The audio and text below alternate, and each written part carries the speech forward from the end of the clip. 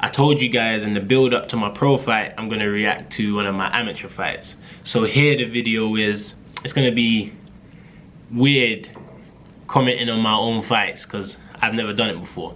So it's a first time experience that I'm sharing with you guys. And yeah, my first reaction video. So yeah, man, the channel's building nicely. But listen, I know I'm targeting myself with this one. It's gone too far. We've pushed it. The next step, I'll be back at dreads again, and I ain't trying to do that. So by the time you watch this video, I'll have a trim. So the fight we're gonna be reacting to is me versus this German guy. I actually don't remember his name. This was around the time I started training JJ, so I just met JJ at this point, you know, and I was thinking, okay, Calix wants me to train JJ. If I go to Germany and get smacked up by this guy, then he might reconsider if I can be his trainer. So I was like, alright, I'm gonna go out there and I have to put in a little performance so he can see what he's gonna be working with, you know, and we all know how it turned out in the end. Good partnership. But yeah, so this was in Germany. Harry came out as well, actually. As much as he likes hating on me, Harry actually came out with Calix to watch the fight live, my guys. Yeah, I managed to get the victory. But before we go into the footage, I'm gonna show you a little bit of build up. Me and Leon were doing a bit of pad work, you know. He was just sharpening me up, not too far away from the fight. And looking back at it today, Leon, that was bad pads. It was bad pads. But at the time, we thought we was doing bits. But looking at it now, I'm like, wow. You know, my stance wasn't as great. My hands weren't turning with the punches and stuff, so I was losing power. But it looked good for the camera, and I guess, you know, we was just enjoying our new partnership. At that time, me and Leon had a new partnership, so we was just enjoying the new partnership. But we've made massive improvements since then. So what I'm gonna do is I'm gonna react to it, the slow-mo clip first, and then we'll show you the sped up version where it looks spectacular. So as you can see, it's like a jab, cross, uppercut, hook, lean back, right, jab, cross, uppercut, hook, block. I flopped it there, but jab, cross, uppercut. See, I don't even know. Half the time, I don't know what I'm doing.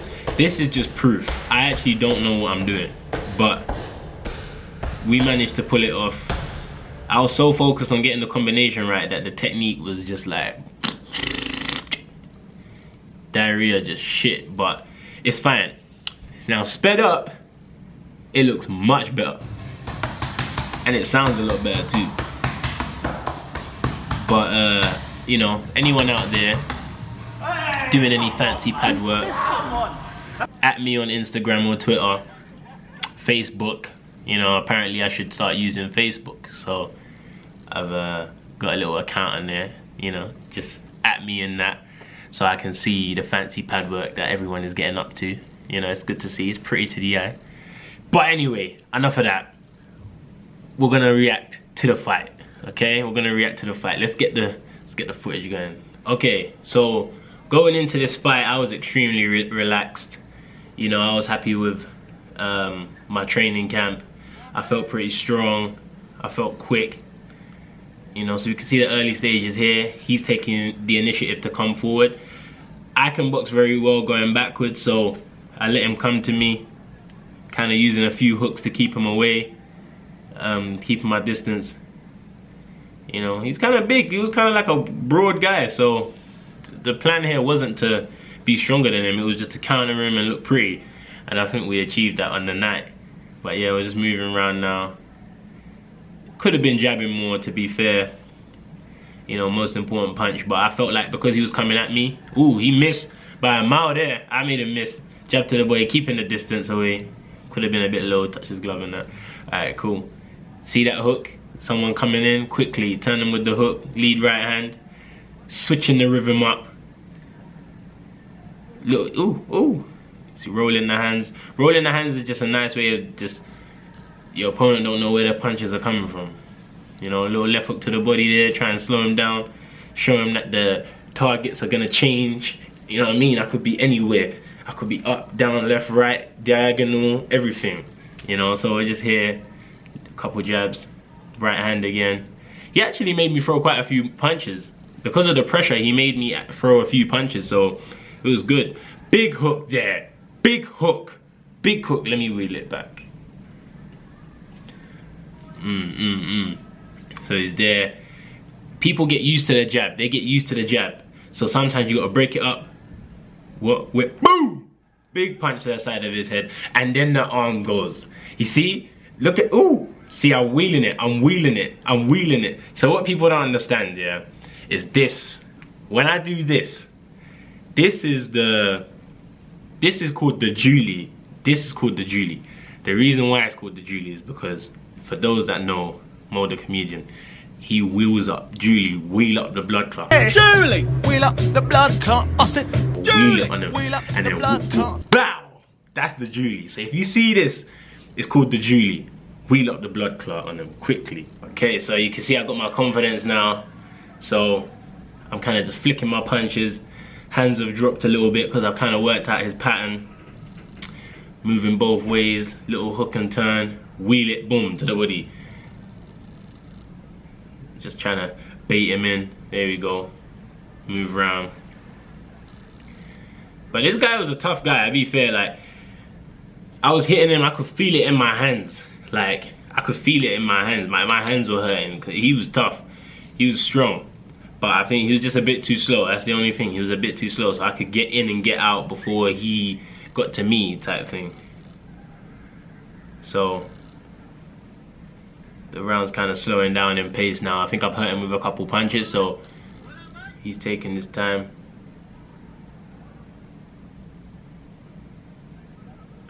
Ooh. See, I should be jabbing here. This is the truth. I should be flicking out a little jab. But that was a good turn. Like, uppercut turn. Boom. Good body shot. Wheel it a little bit again, you know. But it's all good. Dance around a little bit, show him a bit of movement. So yeah, that was the first round.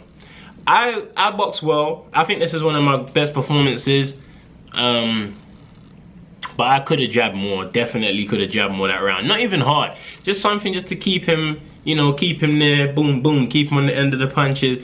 I could have done that. But I was having fun, and what I was doing was effective. Boxing's a game of adjusting, and not one thing works on everybody. So with some fighters, you have to jab more. With this guy, I was fortunate enough to not have to jab and could still find my range because he was coming at me.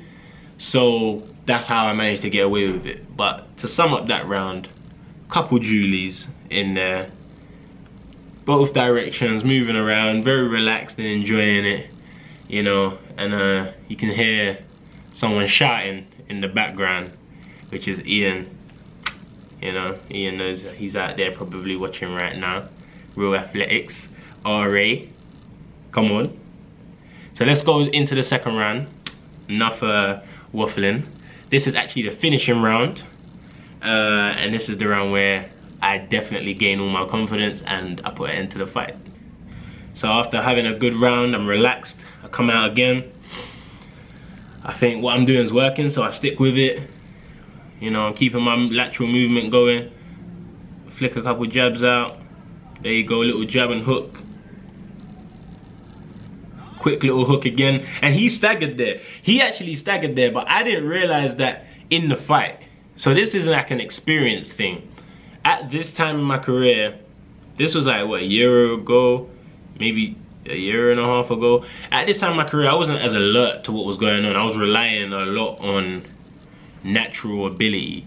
I wasn't actually realizing little things that happen in the ring. So I hit him with that hook there, and his leg staggered. I didn't know that until watching the fight back. In the ring, I should know. I should have known that he staggered from that punch. So this is just a learning thing. But let's go back into the footage again. I'll bring it back to boom. So he staggers a little bit there for a right hook just to change the target. But I should have applied a bit more pressure knowing that he was staggering from my punches. I'll go for the hook again. And here using my There you go, using my right hook now as well, just to change up the angle. Little feint, you know. From 6 years old, my dad taught me how to box going backwards, so I can, when someone comes at me, it's lovely, because they're just doing half the job for me. Ooh, nice one too, and I just know how to just pick my punches going back, you know, which explains why, you know, JJ done such a good job against Weller, because Weller came at him, you know what I mean? So we sorted that out. Nice little hook again. So you can see I'm really in my zone right now. I'm really relaxing, just throwing a few jabs out. There we go. I started jabbing a little bit more, flicking, moving. You know, so at this point I'm thinking, okay, I can change, I can get him, I can finish him, but I just don't know how. So I see I threw to the body there, boom, boom, then I switched the angle again. Now you see, that bit there, that is me at my best at any stage in my career, any boxer's career. To switch an angle like that and attack, boom, then switch back around, that is perfect, because you're not gonna get hit, you're staying out the way, and your opponent can't get a target on you. So that is what every boxer tries to do when you're watching boxing. If they can achieve those angles, they will. Okay, so again, I could be jabbing here, I could have set my feet a little bit more, but I'm doing well. I turn him back to the middle of the ring, 1-2 down the middle, right hook round the side, boom, big hook, and he staggers. Quick shake of the shoulders because I was feeling myself, and the referee called it end to the fight. In amateur boxing, once you stagger or you show even just a tad of like pain, the referee is very much going to stop the fight. If this was the pros, it would have continued, and they wouldn't even have got a standing count. I would have been able to go at him whilst he staggered. But we got to wheel it back because we got to see again the sequence towards the finish. So we turn him, we gain the center of the ring, we throw a 1-2 down the middle, then we throw a 1 round the side, and then we throw the hook. So you see, he didn't know what was coming next, which is why the punch was so effective, because it went 1-2, 1 round, boom, hook, and that is setting up a finish. And that is one of my best finishes so far in my boxing career, because I went to Germany to fight a German guy and dominated the fight, and I won in 2 rounds. So that will go down as one of my most enjoyable performances. Take a bow, take a bow, take a bow. There you go, show some manners. It will go down as one of my best performances in my opinion. Unfortunately, it wasn't in West Ham colours. That was an exhibition match. London versus Germany. The club that funded the trip was Islington, but I have never boxed for Islington. I'm a West Ham boxer since 12 years old, 11 maybe, 12 years old. So yeah, let's not look into that too much. It was just they funded the trip, so all we had to do was wear their kit. That's it, doesn't go any further than that. But yeah, we saw the tweet from JJ at that time, stanky leg and that. That was a big deal. I was like, yeah, this is amazing. I showed out. I done what I needed to do in the fight.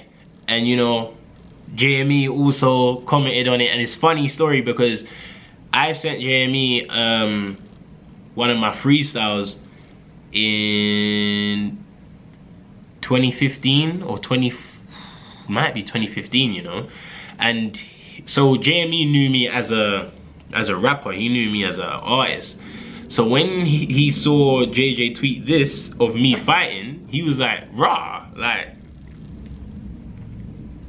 what's happening here? So that's an interesting little story. But yeah, so I've done what I need to do. The limited edition t-shirts are out on the website now. Don't miss it, because once the stock is out, it's out. There's no replenishment. There's no I don't know what the word is, but there's no replenishment, there's no restock, there's no, oh, maybe they're gonna come back out. No, it's done. Once it's sold, they're sold. So get them whilst you can. The website is always in my description. So There's no excuses, people. No excuses. That's the performance. That's the reaction. It's just amazing to see, like, a year and a half ago, if someone said to me I'll be in Vegas right now about to prepare for my pro debut, I would be like, yeah, I want to go to the Olympics, so that's not gonna happen.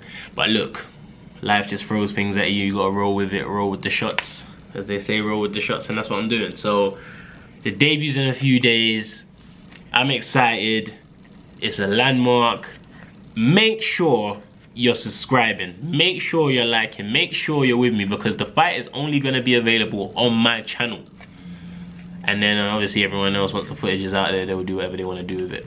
But it will be shown first on my channel 24 hours to 48 hours after the actual fight happens. So be here or be square. I'm telling you, it's going to be exciting, it's going to be fun times. And yeah, I'm gonna just close out the video with a little bit of footage of me hitting the heavy bag at my title boxing shoot when I first got to Vegas, you know, just so you could see a little bit of work.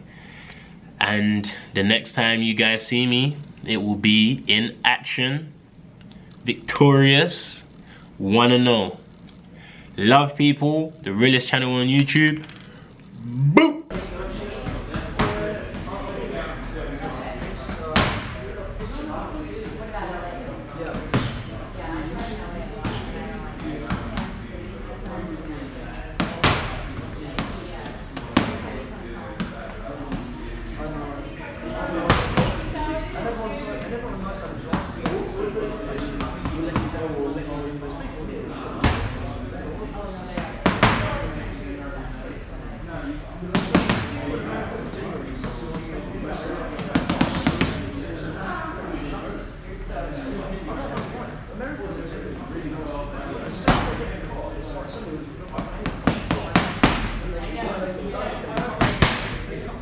Good.